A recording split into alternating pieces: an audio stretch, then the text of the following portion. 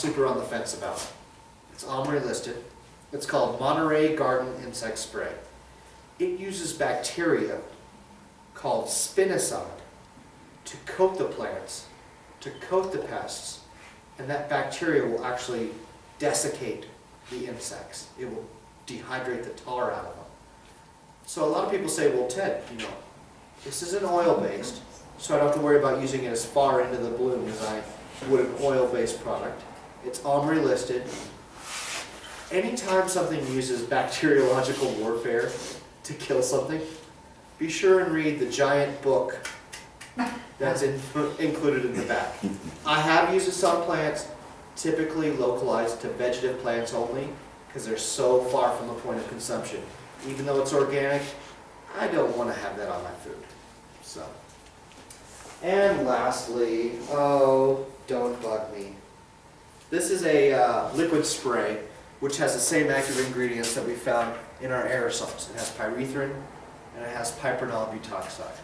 So spraying this on the undersides of leaves typically will rid you of most of your problematic insects. Again, we're reapplying following the gestation period of those insects. So I'm using that for mites, I'm turning the lights off, or in dark time every 3 days, and I'm spraying that stuff down. Let's see. So, basically, to cover all of these topics, there's a set of procedures that you go through. Those procedures are: keep it clean, provide a hostile environment for pests or fungus. What does that mean? Well, if it's cold, you're not going to have bugs, you're not going to have mold. If it's windy, bugs and mold can't hang out because it's not a hospitable environment. So, by making it hostile to the pest environment, we can fight them. We create barriers, whether temporary or physical. That can mean a partition of the polyplastic so that I have to go around it so it kind of keeps the room sealed. It could be the tack mats that we discussed. It could be any number of these controls that we establish as a barrier to, a little bit of prevention. Get that stuff from coming in. Over and beyond this, we treat or pre-treat and manually remove problems. So dead leaves, pick them off, throw them away outside the garden, not inside the garden. If I see a bug on a leaf, I will remove that plant, as I discussed earlier. Typically we have a controlled environment. I use the master bathroom because it's so far removed from the garden area that I can put it in the tub, draw the shower curtain, spray it down, remove the bugs, then double check when it's dry that there's no more contaminants, and then it can graduate from quarantine coming back into the main populace. Maintain your foliage. Dead leaf patrol is a daily procedure. If you see a yellow leaf, pull it. If it doesn't come off when you pull it, leave it one more day, pull it the next day. Typically, leaving any decaying matter invites pest and fungus into the garden. Don't keep any trash. So after I do dead leaf patrol, I flush the leaves. I won't even put them in the kitchen trash. I'll walk them out to the outside, but most importantly, I'll get them out of the garden area. Even though they're garden trash doesn't live in a laboratory with an open top trash can. Then at this point, I would reintroduce my controls, whether it was the cleanliness, the barriers, maybe it was ladybugs that I put in there.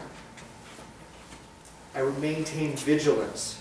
And that means that if I have even an inkling there's a problem, I'm going to continuously check all the plants with a specific eye towards the plants that I can't get to. It's in the corner, can't get to it. These look pretty good. Wrong. That's the one they're going to go to because it has the least traffic and the least movement. So really, really, really watch your step, stay vigilant. Another problem that a lot of gardeners have is that you need to maintain separate procedures and areas. What does that mean? I'm not going to harvest my flowers or my tomatoes in the garden. I'm going to take a plant out at a time, I'm going to take it into the kitchen, I'm going to cut her down. I'm going to hang her up, jar her up, whatever I do. I'm not going to do it in the garden because of that debris is getting away from me as I trim. I'm kicking dirt debris and media debris out of the pot as I trim. I'm contaminating the garden area, making it a dirtier area. Before harvest, I always recommend that you rinse or foliar your feed with water. You don't want to do this within 72 hours of harvest because you want to give it ample time to dry if you wet them.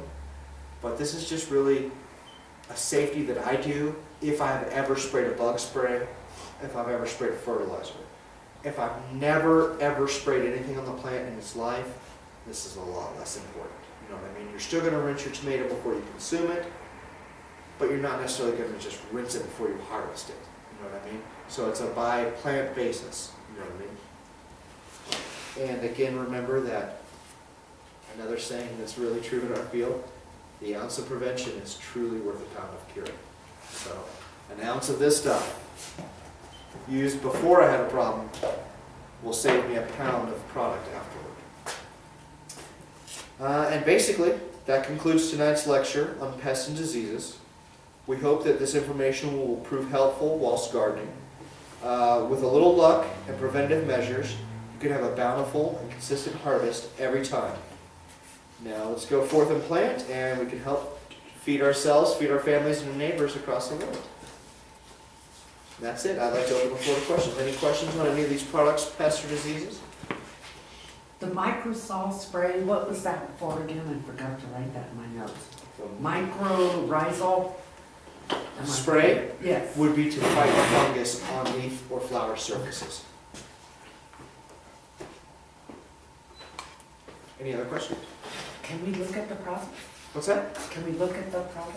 Oh yeah, please come up and feel No. free to lay hands on these. No. Yeah, they're pricey Noji. I'm a veto from Ron. Don't let your fingers soak. Well, thank you, Ted.